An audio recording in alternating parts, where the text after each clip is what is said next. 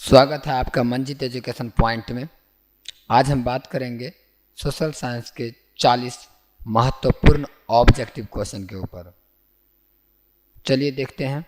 Italy और Germany के एकीकरण के विरुद्ध निम्न में कौन था? इंग्लैंड, रूस, ऑस्ट्रेलिया, पर्सा। तो आप अपने से उत्तर देने का कोशिश कीजिएगा 40 सवाल का। इटली और जर्मनी के एकीकरण विरुद्ध में ऑस्ट्रेलिया था। देखिए, ऑस्ट्रेलिया कभी नहीं चाहता था कि इटली और जर्मनी का एकीकरण हो सके, तो उसके विरुद्ध में ऑस्ट्रेलिया ही था। ठीक है, आप अपने से ही उत्तर दीजिएगा सारे प्रश्न का मेरे उत्तर देने से पहले, और सभी प्रश्नों के उत्तर का उत्तर जो है आप कमेंट बॉक्स में देते चलिएगा। चलिए अगला सवाल देखते हैं। काउंट काबूर को विक्टर इमैनुअल ने किस पद पर नियुक्त किया? सेनापति, फ्रांस के राजदूत, प्रधानमंत्री, गृह मंत्री। आप अपना उत्तर दीजिए। तो इसका आंसर सही हो जाएगा आपका सी नंबर का, प्रधानमंत्री। ठीक है, तो चलिए अगला सवाल देखते हैं। रूस में जार का अर्थ क्या होता है? रूस में जार का अर्थ होता है रूस का सम्राट। डी नंबर का सही आंसर होगा। ठीक है, चलिए डी नंबर में टिक लगा लेते हैं, रूस का सम्राट। एक मिनट, हो गया, रूस का सम्राट सही उत्तर है। चलिए अगला सवाल देखते हैं। कार्ल मार्क्स का जन्म कहाँ हुआ था? इंग्लैंड, जर्मनी, इटली, रूस। सही आंसर हो जाएगा आपका जर्मनी। बी नंबर का ऑप्शन सही है। आप अपने से उत्तर देने का कोशिश कीजिए। ठीक है, बी नंबर हो गया। हम अगला सवाल पे चल रहे हैं। वल्लभ भाई पटेल को सरदार की उपाधि किस किसान आंदोलन के दौरान दी गई थी? बारदोली, अहमदाबाद, खेरा। तो इन तीन ऑप्शंस में आप उत्तर दीजिए, कमेंट बॉक्स में उत्तर देते चलिएगा। इसका सही उत्तर होगा बारदोली, ऑप्शन नंबर ए। ठीक है, चलिए अगला सवाल देखते हैं। कहता है रंपा विद्रोह कब हुआ था? रंपा विद्रोह, तो ये बहुत इंपॉर्टेंट क्वेश्चन है। ये बहुत बार पूछा भी गया है बिहार बोर्ड में। तो रंपा विद्रोह कब हुआ था? 1916, 17, 18, 19। तो इसका सही आंसर हो जाएगा ए नंबर का 1916। ठीक है, चलिए अगला सवाल में देखते हैं। लंदन में अनिवार्य प्राथमिक शिक्षा कब लागू हुई? 1820, 1855, 1860, 1870 में। तो इसका सही उत्तर हो जाएगा 1870, ऑप्शन नंबर डी।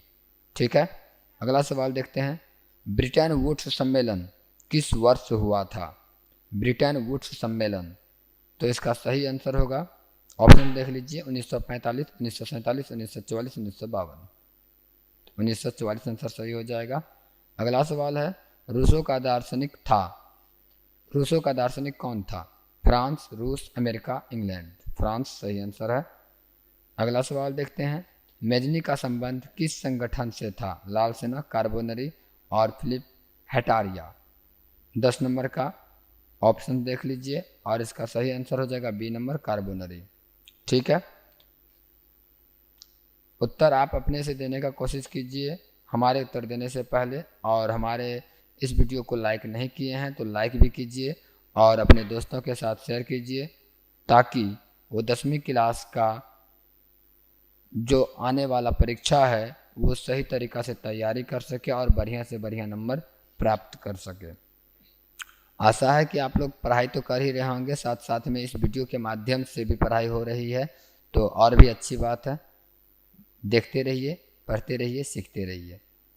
ठीक है, चलिए तब तक अगला सवाल देखते हैं। हमारा अगला सवाल है। सौर ऊर्जा निम्नलिखित में कौन सा संसाधन है? मानवकृत, पुनः प्रतियोग्य, अजैव, अचक्रीय।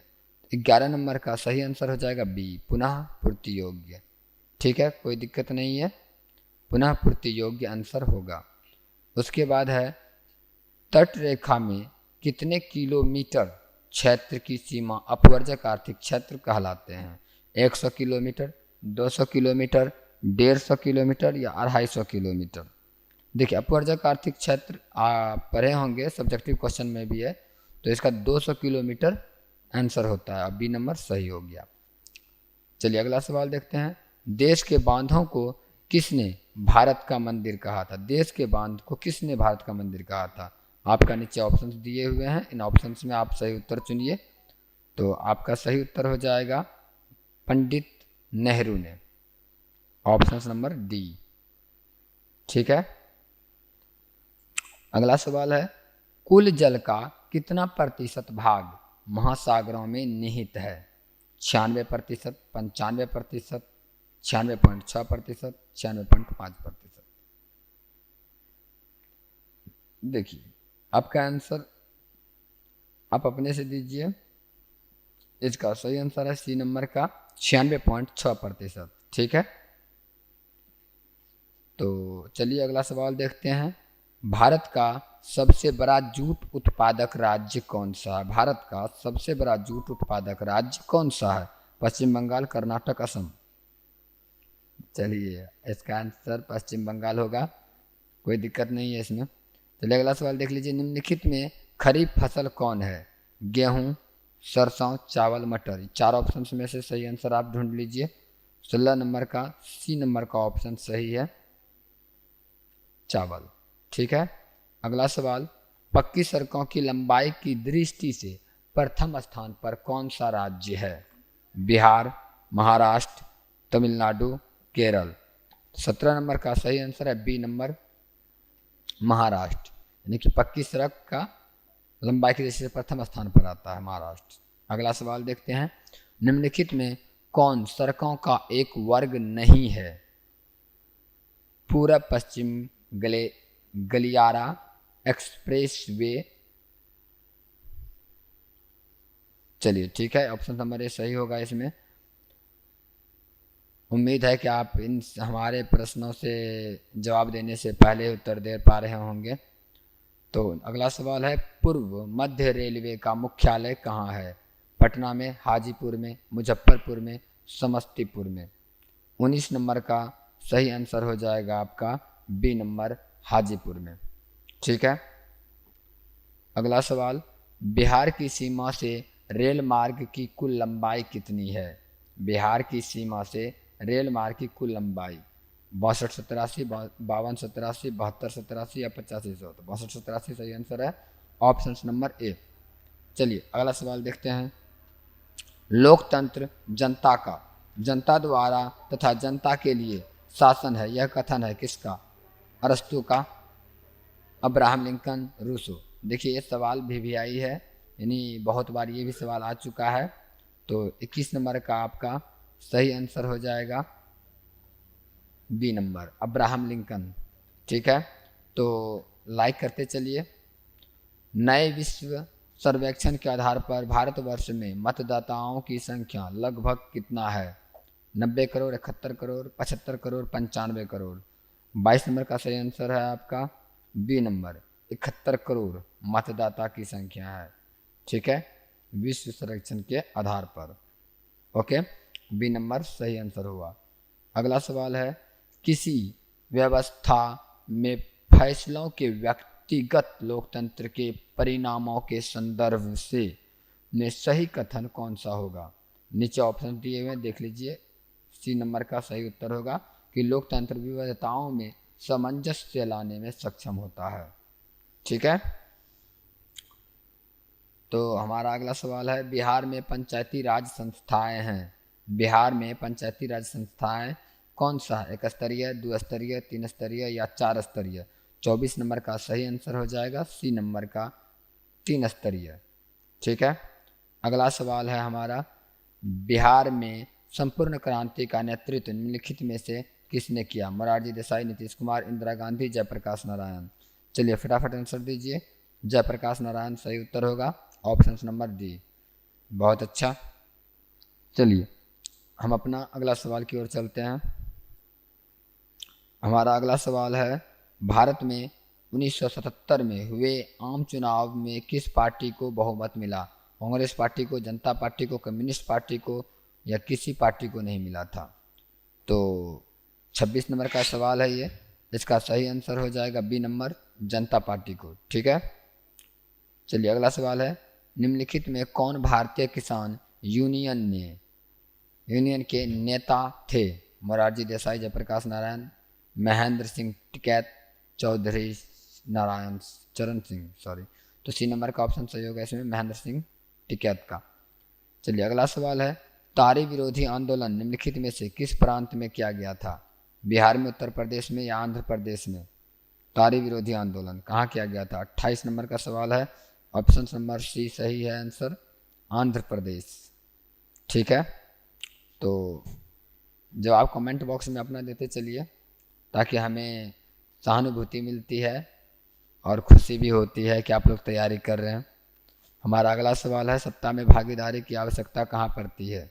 आपके ये 4 ऑप्शंस हैं, सही उत्तर चुनिए और कमेंट बॉक्स में डालिए। इसका सही उत्तर होगा ए नंबर, क्षेत्र, भाषा, जाति के आधार पर बांटे समाज। 30 नंबर का सवाल है, संघीय व्यवस्था में सरकार होती है, कौन सा? एकदलीय, द्विदलीय, बहुदलीय या इनमें से कोई नहीं? 30 नंबर का आंसर सी नंबर का होगा, बहुदलीय होती है। ठीक है, सी नंबर ऑप्शन सही है। चलिए अगला सवाल देखते हैं, भारत में किस राज्य का प्रति व्यक्ति आय सर्वाधिक है? ये बहुत ही हल्का सवाल सा है। बिहार, चंडीगढ़, हरियाणा, गोवा, कौन से राज्य में प्रति व्यक्ति आय सबसे ज़्यादा है? तो इसका आंसर हो जाएगा गोवा, डी नंबर सही आंसर है। ठीक है, चलिए अगला सवाल की ओर चलते हैं, बिहार में किस जिले का प्रति व्यक्ति आय सर्वाधिक है? बिहार में किस जिले का है? तो इसका अब क्या बिहार में पूछा जिला के बारे में, तो पटना गया, शिवहर, नालंदा, तो इसका सही आंसर हो जाएगा ए नंबर पटना। बिहार में पटना जिले का प्रति व्यक्ति आय अधिक है। ओके, चलिए अगला सवाल देखते हैं, उपभोक्ता द्वारा शिकायत करने के लिए आवेदन शुल्क कितना लगता है? 50 रुपया, 70 रुपया, 10 रुपया या इनमें से कोई नहीं? तो 33 नंबर का सही आंसर हो जाएगा इनमें से कोई नहीं। ठीक है, डी नंबर का सही आंसर है।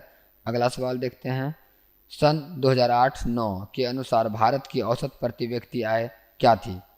तो 22,553 रुपया, 25,494, 6,610 या 54,850 रुपया। इसका सही आंसर हो जाएगा बी नंबर, 25,494 रुपया। ठीक है, हमारा अगला सवाल देखिए, सबसे पहले चलिए पहले सवाल देख लेते हैं, वित्तीय संस्थाओं के प्रकार होते हैं 5, 4, 3, 2, कौन सा सही होगा? वित्तीय संस्था के प्रकार, 2 आंसर सही होगा, ऑप्शन नंबर डी। ठीक है, अगला सवाल, देश की संगठित बैंकिंग प्रणाली के प्रकार हैं, कौन सा है? 3, 4, 2, 1, कितने प्रकार हैं? तो 36 नंबर का सही आंसर हो जाएगा सी नंबर 2, बैंकिंग प्रणाली 2 प्रकार के होते हैं। ठीक है, 37 नंबर का सवाल को देखिए आप, बिहार का कौन सा क्षेत्र बाढ़ग्रस्त क्षेत्र है? ये बहुत ही इम्पोर्टेंट सवाल है और ये सवाल भी पिछली परीक्षा में पूछा गया है, तो ध्यान दीजिए और हमारे इस वीडियो को लाइक करते चलिए अगर लाइक अभी तक नहीं किए हैं तो। 37 नंबर का सवाल का आंसर सही हो जाएगा डी नंबर, उत्तरी बिहार। बिहार का कौन सा क्षेत्र बाढ़ग्रस्त क्षेत्र है? तो इसका सही उत्तर हो जाएगा उत्तरी क्षेत्र, सॉरी उत्तरी बिहार। ठीक है,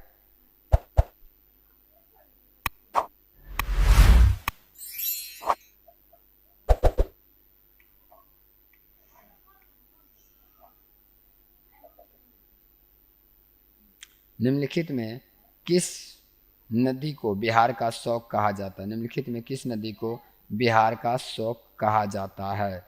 गंगा, गंडक, कोसी, पुनपुन। तो 38 नंबर का सही आंसर हो जाएगा सी नंबर का कोसी। ठीक है, कोसी नदी को बिहार का शौक कहते हैं।